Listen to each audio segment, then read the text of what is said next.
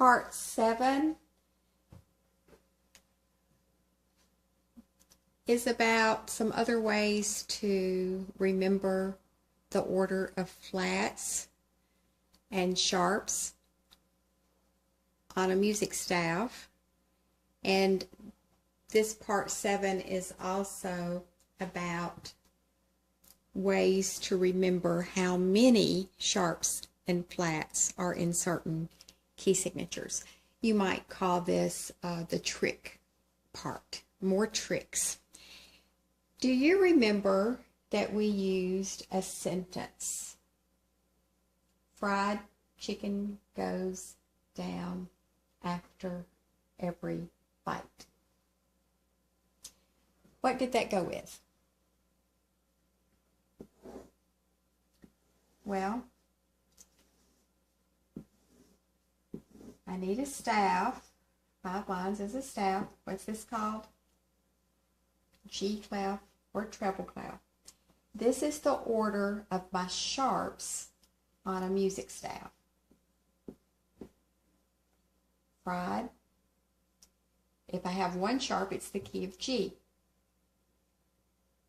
If I have F sharp, C sharp, fried chicken, that's the key of D.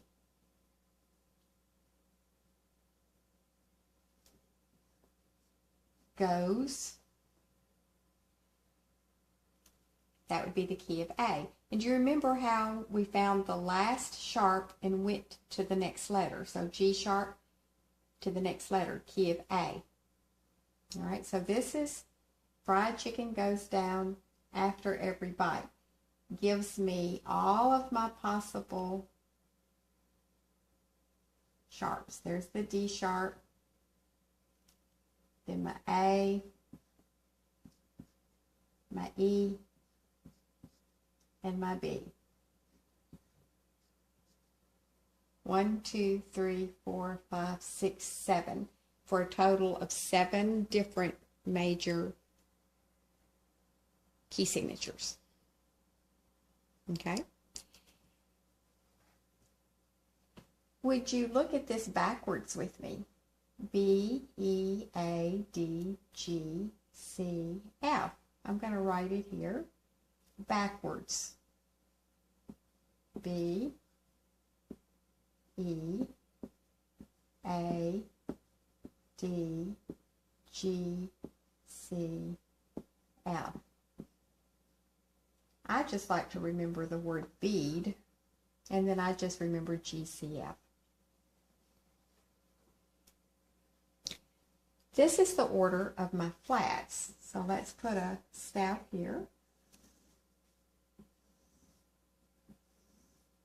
5 lines and 4 spaces, counting from the bottom up. 1, 2, 3, 4, 5. This is called the G clef or treble clef. So my first flat is B flat, and that one is the one you have to remember. That's the key of F. And when I'm saying key of F, we're thinking about the scale where we played to start off with 4 fingers of my left hand, no thumb, and then 4 fingers with my right hand, but no thumb. All right, B flat. 2 flats, B flat to E flat, would be the key of B flat. I know that because the next to the last flat tells me the name of the key. Then A, and then D flat, G flat, C flat, and F flat. Okay? 7. 1, 2, 3, 4, 5, 6, 7. 7 different possible flat key signatures. So, did you notice that if I remember the sentence, fried chicken goes down after every bite? If I reverse it, B, E, A, D, G, C, F, that's the order of my flats. So you might think of the flat order as being reversed from the sharp order.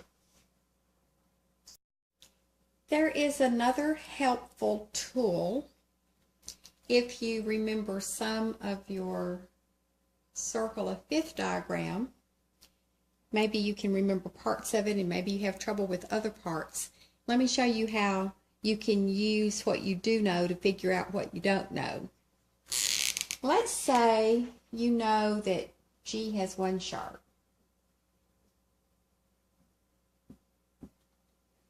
Well, if you can find the other letter G, here it is, G flat, it will have whatever number goes with this to add to the number 1 to make 7. It will always add up to 7. So if G has one sharp, then G flat would have 6 flats. All right, let's do another one. Let's say you remember that F has one flat. Where's the other letter F? Here it is, F sharp. Well, it will have 6 sharps because the 6 plus 1 makes 7. Let's say you remember that D has 2 sharps. So where's the other letter D? There it is. What adds with a 2 to make 7? A 5. So this will have 5 flats. You see how that works?